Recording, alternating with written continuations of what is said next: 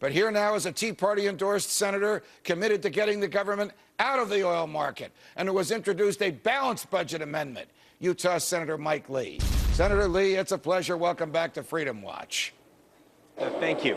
Before we get to the issue of oil, I have to tell you that I was surprised, happily so, at the number of senators who voted for the balanced budget amendment.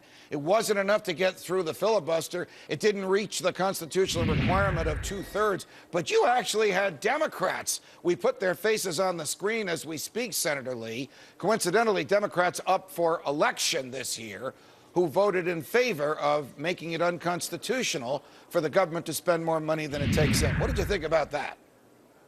Well, I thought it was wonderful. This is an indication of the fact that this is no longer simply a Republican versus Democratic issue. It's no longer conservative versus liberal. All Americans understand that we can't continue to spend the way we're spending, or else there's not going to be any money left for anything that people want to spend money on. Now, you have told us on Freedom Watch, and you've told the wonderful folks from Utah who sent you to the Senate, that unless there was a serious commitment on the part of Republicans and Democrats, including the president himself, to support the balanced budget amendment, that Senator Mike Lee, Republican of Utah, would not vote to raise the debt ceiling. Having lost this debate in the Senate, what do you do now? How do you vote on raising the debt ceiling?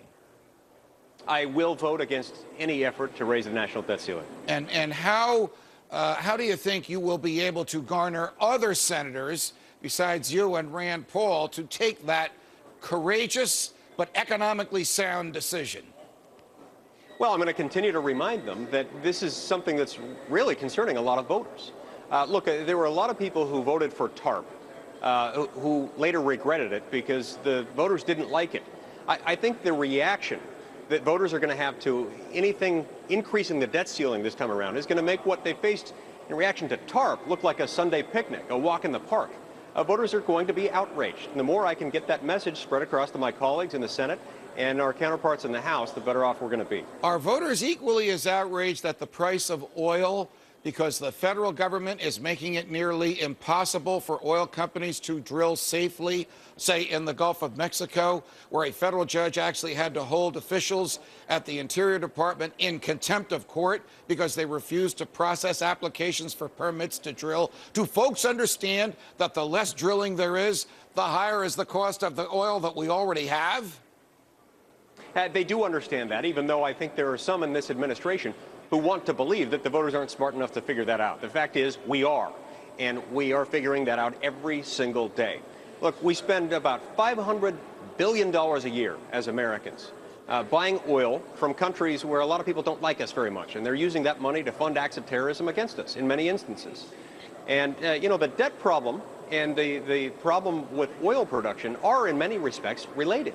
When we produce energy here, when we produce oil here, that revenue stays here, and that helps Americans. That doesn't mean that we have to categorically shun all products from anywhere else, but where we've got a commodity that everyone needs, like oil, in great abundance right here in the United States, we ought to be producing all we can. How about this administration seems hell-bent on producing as little as we can here, and that's suicidal. And I commend you for pointing that out, Senator. How about getting rid of the 18 cents a gallon tax on every gallon of oil? Why should we should be paying money to the federal government rather than making oil and gasoline cheaper for the average Joe to put in his pickup and his car?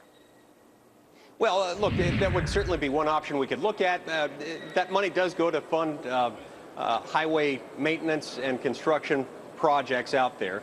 I think there are other ways that we could get to very quickly that would help us to increase the supply, the domestic production of oil in the United States that would end up having a really positive impact on the price of gasoline. Got it. Got it. Senator Lee, we're going to have you back. I want to ask you about potential military intervention in Libya, but for another day later this week. Thank you for joining us.